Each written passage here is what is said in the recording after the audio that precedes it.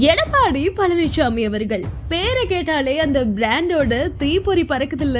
ஆனா அவருடைய வரலாறு என்னன்னு தெரியுமா? சேலம் மாவட்டம் எடப்பாடி அருகே சிலுவம்பாளையத்துல 1954 கருப்பு கவுண்டர் தவசியம்மாள் தம்பதிக்கு மகனா பிறந்தவர் தான் பழனிசாமி அவர்கள். எம்ஜிஆர் மீது கொண்ட ஈர்ப்பால 1974 அதிமுகவில் இணைந்து கிளை செயலாளரா தன்னோட அரசியல் பயணத்தை தொடங்கியிருக்காரு. கடந்த 1989 எடப்பாடி தொகுதியில வெற்றி பெற்று முதல் முறையா எம்எல்ஏ ஆனாரு. 1998 திருச்செங்கோடு தொகுதி எம்பியா தேர்ந்தெடுக்கப்பட்டு நாடாளுமன்றத்திலும் தடம் பதிச்சாரு. 1996, 2006 சட்டமன்ற தேர்தல்கள்ல தோல்வியை சந்திச்ச பழனிசாமி அவர்கள் 2016 தேர்தல்ல 42,000 வாக்குகள் வித்தியாசத்துல அபார வெற்றி பெற்றவர். ஜெயலலிதா அவர்களுடைய அமைச்சரவையில நெடுஞ்சாலைத்துறை அமைச்சரா பதவி வகிச்சாரு.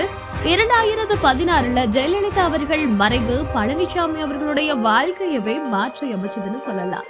கடந்த 2017 சசிகலா ஆதரவோடு தமிழக முதல்வர் பதவியில அமர்ந்தாரு. எடப்பாடி பழனிசாமி என்று மக்கள் மத்தியில அறியப்பட்டவர். முதல்வர் பதவி இவருக்கு கிரீடமா இல்லாமல் முள்படுக்கையா அமைஞ்சது. சொந்த கட்சிக்குள்ள பிரச்சனை, கொரோனா பெருந்தொற்று போன்றவை முட்டுக்கட்டைகளா விழுந்துச்சு. எதற்கும் தளரலையே ஆட்சி கவிழும்னு பேசப்பட்ட நிலையில நிதானிச்சு செயல்பட்டு முழுமையான ஆட்சியை நிறைவு செஞ்சாரு.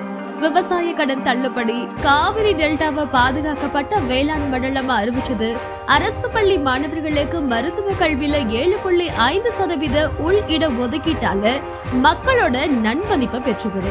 இவரோட ஆட்சி காலத்துல தமிழகம் முழுவதும் உள்கட்டமைப்புகள் பணிகள் மேம்படுத்தப்பட்டுச்சு. கொரோனா பெருந்தொற்று கட்சியினரோட ஒத்துழைப்போட நேர்த்தியா கையாண்டவர்.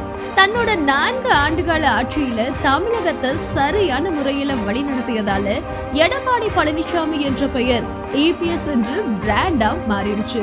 2021 சட்டமன்ற தேர்தல்ல அதிமுக தோல்வியை சந்திச்சதுக்கு அப்புறம் எதிர்கட்சி தலைவரானாரு.